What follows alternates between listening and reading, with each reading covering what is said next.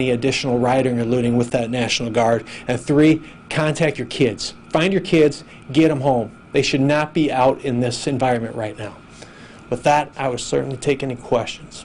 Do you have any idea how many people were or are at the mall?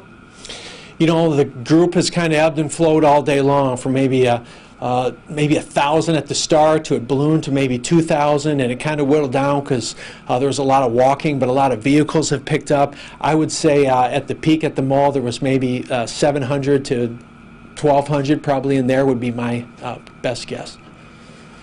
Do you know if anyone's been injured? We don't know of any injuries yet. There's been large rocks that have been thrown through our cruiser windows and through the windows at the mall. I have reports of small kids. I'm talking 6, 7, 8-year-old kids out there. It's embarrassing. Should not be there. Children should not be out there. Get home. Do you know of any other high spots for protests right now? That's where it's culminated right now, is at the Empire Mall. And so our hope is with the curfew and the dispersal of that, as well as the work of the National Guard and our PD, we're going to hopefully disperse this violent protest soon. But doesn't mean we're just squeezing it out to other areas. We're watching this group, and we got a lot of eyeballs all throughout the city to make sure this thing dies down quickly. You kind of answered it just now, but you know, because we do have National Guard here downtown, do you expect maybe some flow to come downtown? We're ready for it. So my message to anyone watching is we're prepared for that. It's crickets downtown right now. We want to keep it that way, but if something would change, we're very, very ready for that if there's a flare-up that would happen to that effect. Mr. Mayor, you said that you think some of our own youth in Sioux Falls are involved. Is there anyone else from the outside you think that might be fomenting some of this? Here's the thing. I mean, we saw some evidence of that today. Looked like there maybe was some outside groups, but I tell you what I saw at the mall and the people coming down 41st Street the last couple hours, there were a lot of 144 license plates, and there were a lot of T-shirts with high schools that I know in this city, and that's what makes my heart hurt. That's what makes me disgusted, is that these are kids who live here, who live in this community, who go to school here, some of who I recognize, that are doing this.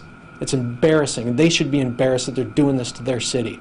All in the name of justice and racial injustice? No. These are crimes of opportunism. You had mentioned that before this, you had really high hopes that it wasn't going to have to turn to this and we weren't going to have this meeting. I don't know if you want to kind of talk about your expectations for today.